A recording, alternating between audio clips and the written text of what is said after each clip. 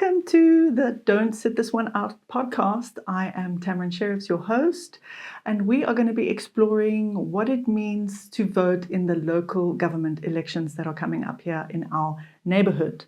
If you instantly tuned out and thought, I don't vote, voting's not for me, yay, a free holiday, or I don't have to listen because I already vote, I want to tell you that this is for you if you do already vote, because you might learn some interesting tidbits. And this is also for you if you don't vote, because I think you really are going to learn that you don't want to sit this one out. There are some surprising things that our two wonderful experts are going to share with us. So will you go ahead and introduce yourself, please? Mary. Thanks, Tamryn. My name is Mary Kassam. I'm the COO at the Dolphin Coast Residents and Ratepayers Association. Thank you. And we have... I'm Warwick from the KwaDukuza Residents Forum. So two very fancy organizations with fancy people who know a lot of things about politics. So don't panic. I'm going to make sure that we speak in a way that we really understand what voting is about, why local elections are not the same as national elections. And if you're watching this and you do vote, but perhaps you have someone in your network or your friends or your family who doesn't vote, please go ahead and share this with them, because I promise you we're going to keep exciting short episodes that are really going to surprise you about what is happening in our wonderful neighborhood and how we really don't want to sit this one out. So Mary, what is upcoming in the local elections, and why is it important? So what's really ironic about the juxtaposition between local government elections and national and provincial elections is that turnout in local government elections is traditionally so much poorer than at the national and provincial election, which doesn't really make a lot of sense, because our local government election decides what is going to happen in our neighborhoods, like you said, in the area where we live, dealing with the issues that are some of the most frustrating for us. So whether it's potholes on your street or streetlights not working, electricity outages, which we've had our fair share of in our area, what you're voting for is going to determine how these issues are handled over the next 5 years. So it's incredibly important to show up.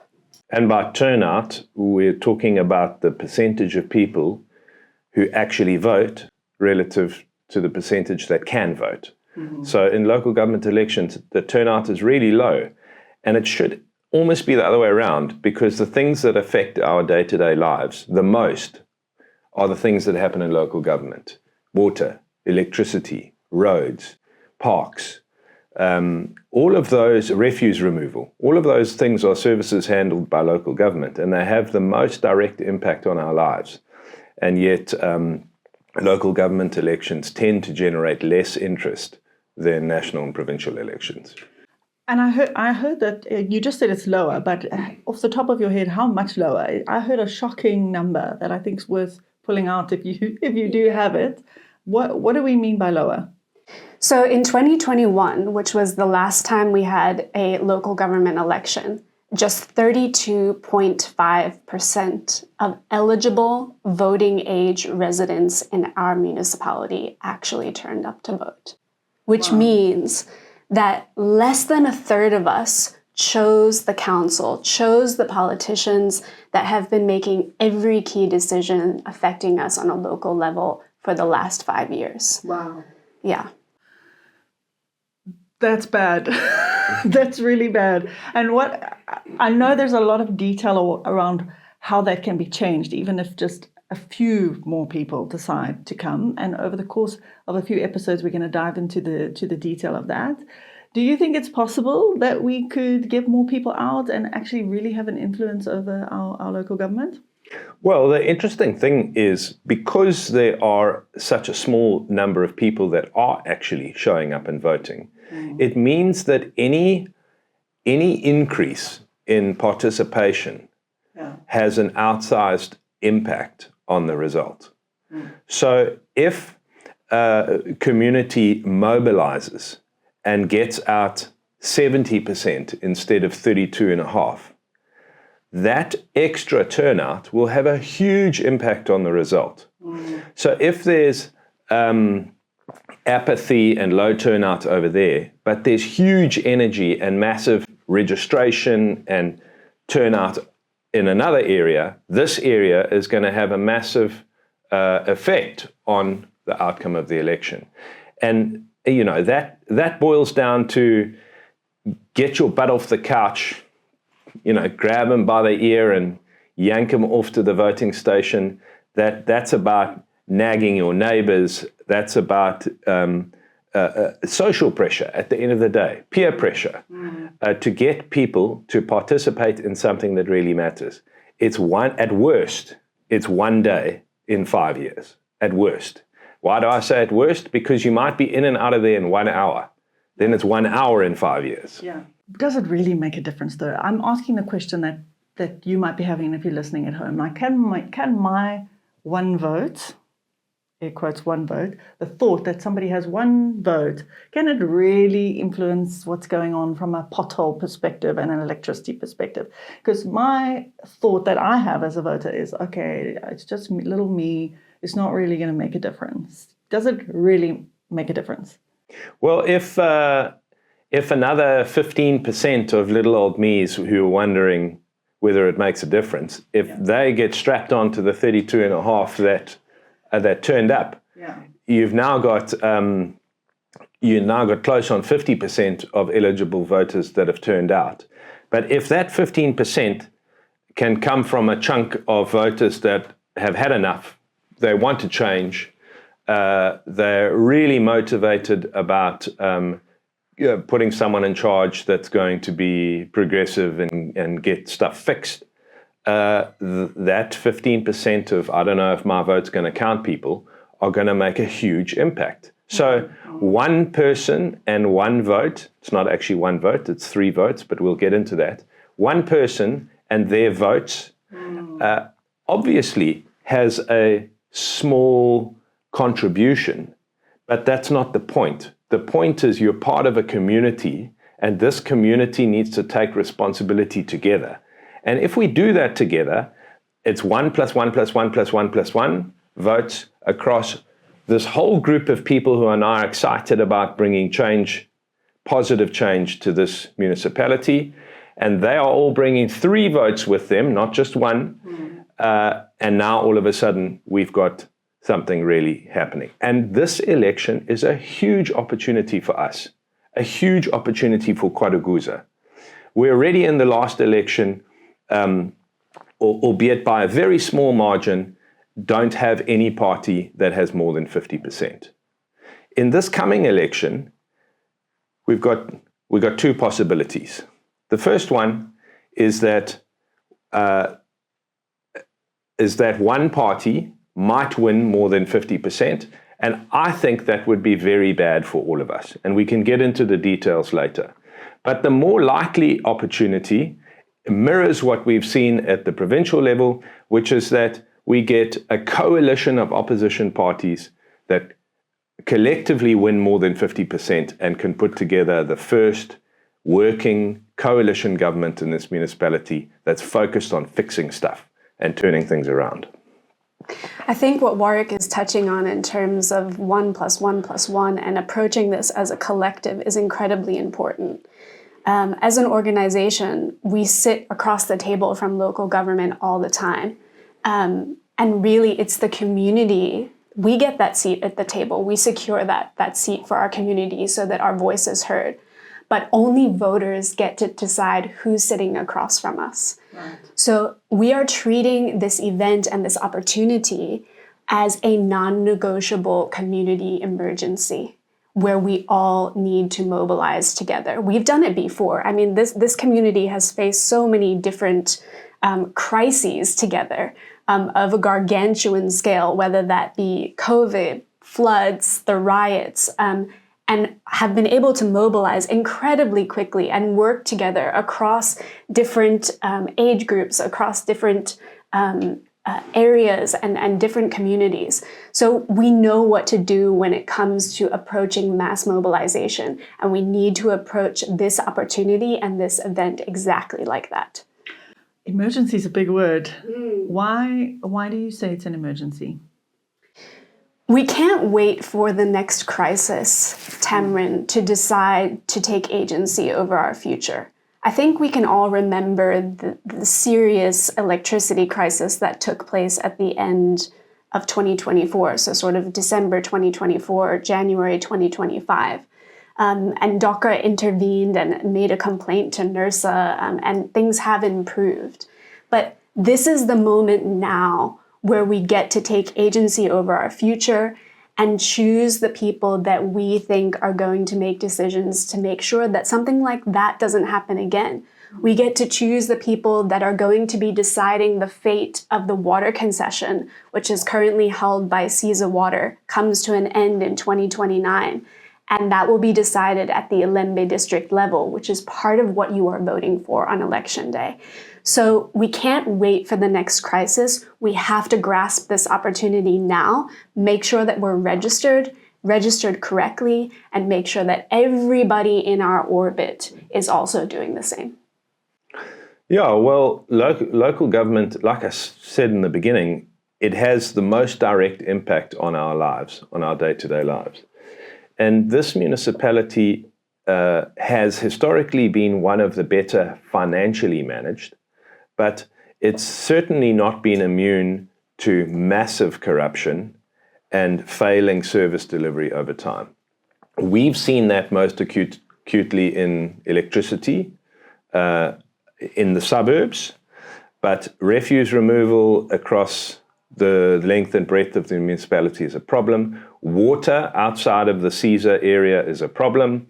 Housing, there's lots and lots and lots of very serious issues in this municipality. And as we have seen all over the country, the focus of the whole thrust of the municipal machine over the past few decades has been more about how connected people can get their money out of the municipality rather than the municipality focusing on fixing stuff and delivering services. And we have the first real opportunity in 30 years to change that. And that's why we really need people to be motivated about bringing their vote to the table. Because it's only if enough people understand that opportunity, accept it, and take on the responsibility of showing up that we're going to make it a reality. Earlier you mentioned there's actually 3 votes. What do you mean? Is that when you go inside your little thing and there's actually 3 separate papers you got to tick on and you put them in the box and then you've got no idea how that impacts anything? Yeah. And I'm sure that's something that's quite detailed to explain. But at a high level, what are those 3 votes and how does it work? So traditionally, in the UK, for example, when you vote for your councillor, they use the first past the post system, which means whoever gets the most votes wins. If there's 5 candidates and one of them gets 31%, but it's the most votes, they get elected, even though a majority of people in that ward voted for someone else. The person with 31% wins. So that's considered to be unfair. It's also unfair because it makes it very difficult for new parties to get involved because they just don't have the critical mass to win any of those first past the post contests. So South Africa, in its wisdom, in the new constitution, introduced something called proportional representation. And it's very complicated, but it's also very simple. Proportional representation means that every political party will get the number of seats in the council proportionate to the number of votes they won. That's it. Okay? So if your political party won 32.5% of the votes, you will get 32.5% of the seats. The complexity is that they're made up of ward seats and of proportional representation seats. The ward seats get won the same way that I described the British system, whoever wins the most votes. And then at the end of the whole election, they tally up the percentages, and in order to make sure that each party gets the seats that they need, they top them up with these proportional representation seats. So if the party won a lot of ward seats, they get a few proportional representation seats. If they won no or a few ward seats, they get a lot more proportional representation seats in order to get them there. And the 3 ballots are your ward ballot, where you vote for a person. I'm voting for Tamryn to be my councillor from this political party. The second one is your proportional representation ballot, where you're just voting for a political party. And the third one is for your district municipality, where you're just voting for a political party. So here I'm voting for a person, here I'm voting for a party, here I'm voting for a party. And in that second case, I've heard the term a PR councillor. So that's a person who is a kind of councillor who has a right to vote, but is not the person whose poster you see all over that you voted for. Correct. The council's split into two. Half of the council seats are ward councillors, directly elected, face on a poll, vote for me. The other half are proportional representation councillors. They get appointed by the political party based on a ranked list. Right. And the PR councillors usually have specific roles. So one of them will be a finance expert, one will be a legal expert, etc., certainly if the political parties have chosen their people well. So you, Tamryn, have been elected as a ward councillor, and now your job is to take calls and run around and stand in potholes and protest and motivate and try and get things done. But Mary might have been elected as a PR councillor, and she's there as a specialist focusing on infrastructure, for example. So depending on whether you're in government or whether you're in opposition, someone like Mary as a PR councillor becomes a good candidate to become a chairperson of a committee or a deputy mayor or a mayor or something like that, because they don't have to focus on the responsibility of a ward. They get to focus on other duties. Right. I'm sure there's many people who didn't understand that difference. And if you do want to know more detail, you can jump to the episode where we go into a lot of detail about how those get counted and how it all works. And if you still have a question, you can write it below wherever you're watching this, and we'll make sure that we answer it at the end of our episode. But I think the pressing thing that I want to just jump to and spend a few minutes on now is that you have to register to vote, and you can't vote if you haven't registered. So just take us through what that looks like. If you may be new to the neighborhood, how do you check? How do you do it? Because if you've become even a little bit activated or intrigued that you have an opportunity to influence our experience of living in this beautiful stretch of the coast, then you need to register as the first step, and it's quite urgent.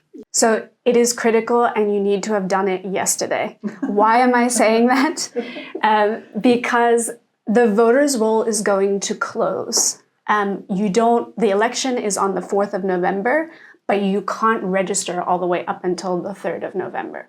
Right. The way that the electoral system works in South Africa is that once the election is officially proclaimed by the president, so we already know the date has been identified, but this legal process of proclamation has not yet occurred yet.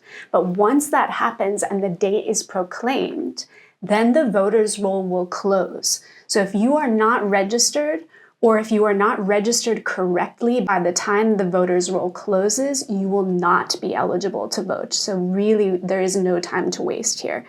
So when is the election going to be proclaimed, and when does the voters' roll close? Good question. We know that the final registration weekend will take place on the 1st and the 2nd of August, and that the voters' roll could close as early as the 3rd of August. So there's no messing around. No messing around, Tamryn. Yeah. We need to get it done. If you're already registered? So we are encouraging every person to verify their registration status. And I'd actually like to wind that back and say, first, establish where your voting station is. Mm-hmm. In a municipality, we divide the area up into wards. We have 30 wards in KwaDukuza. Each ward is divided into voting districts to help manage the number of registered voters that go to each station. And each district has got its own station. Now, there have been a number of changes across the Dolphin Coast through ward demarcation changes, adding district delimitation changes. That just means that the shape of those areas have changed, which means that in the last election, you might have been voting at one station, and this election, there's been a change of that demarcation or delimitation, and you'll be voting at a different station. So how do you figure it out? It's incredibly simple. And we're going to link all of these important links into the description box below. You go to the IEC voting station finder. So if you just type that into Google, it'll come straight up and you'll see a map of South Africa. You can either type in your address into the search box, or you can zoom in onto the map where you live, click where your house is, and it's immediately going to tell you what ward you live in and what voting district and station you should be voting at. So that's the first thing, very important. If you're already registered, you're going to then check to make sure that you're registered correctly. So you can do that on the IEC website, like I just mentioned, and we'll share those links. You can also SMS your ID number to 32810, and it's going to send you an SMS back that says your ID number, where you're registered to vote, and your voting station.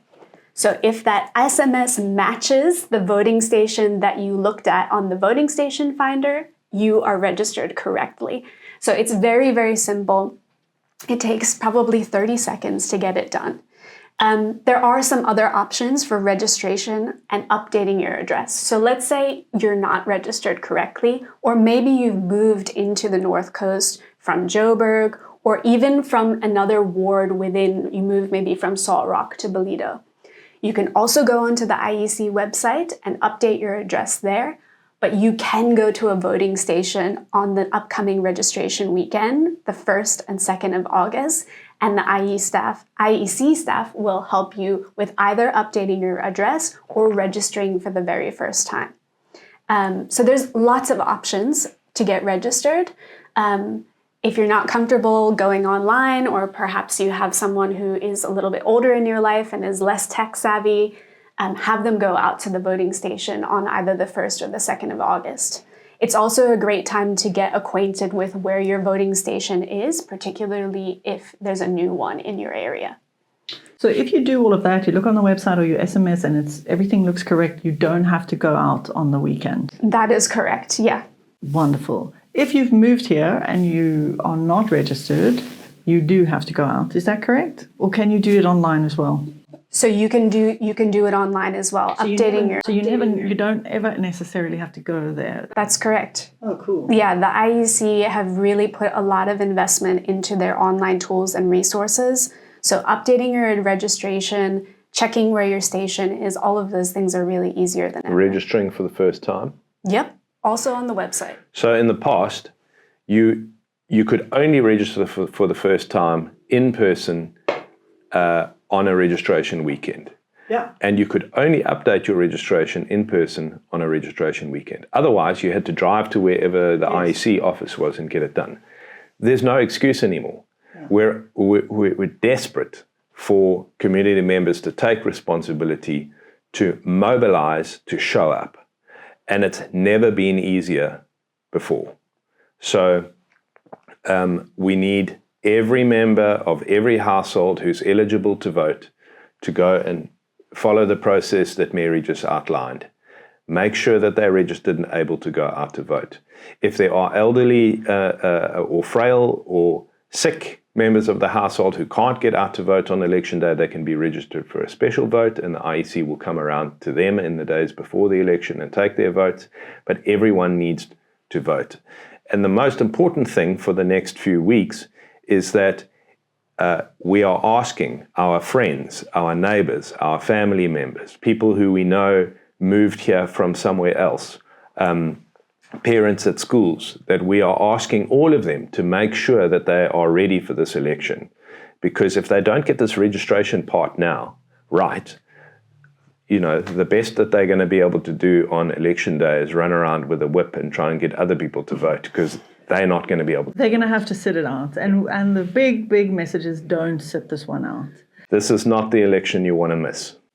So please go ahead and put any comments or any questions if anything's been unclear below where you're watching this. We have had some questions from before, Mary, if you want to close with a question that you wanted to answer. And if there's still questions on your mind, put them in the comment section so that we can make sure that you know how to do it, why you're doing it, and anything else that's come up while you've been listening.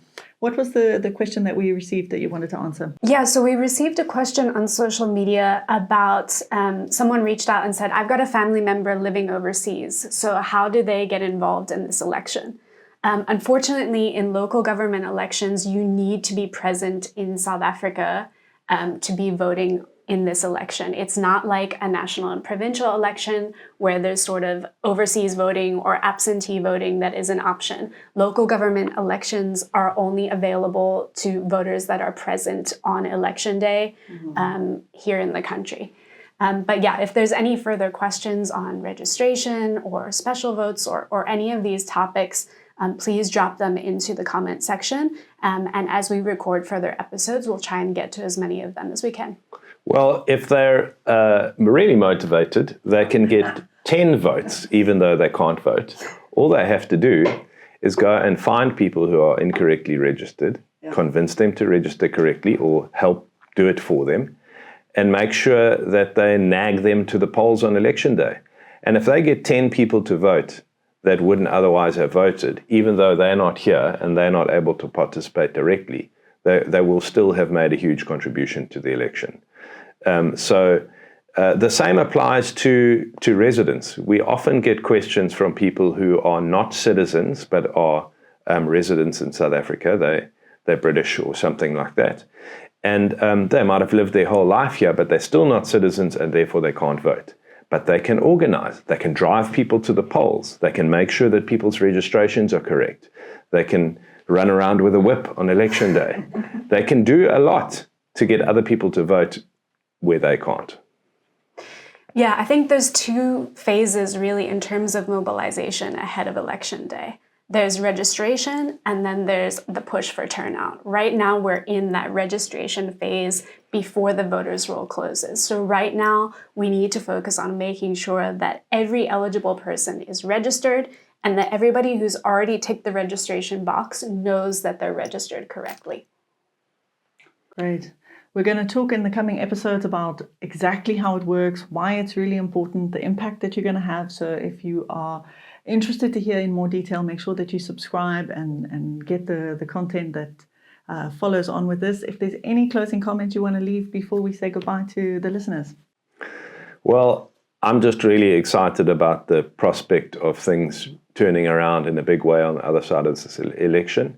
And I'm really hopeful that this community is going to come together in a big way and turn out on election day and bring about some really serious change. So I'm really excited about that. Yeah, I think, like I said earlier, Tamryn, we know what happens when this community pulls together and organizes. So I'm more than hopeful that things are going to be amazing on election day. And I'm looking forward to sharing more content about what people can expect and what's possible as we move towards 4th of November.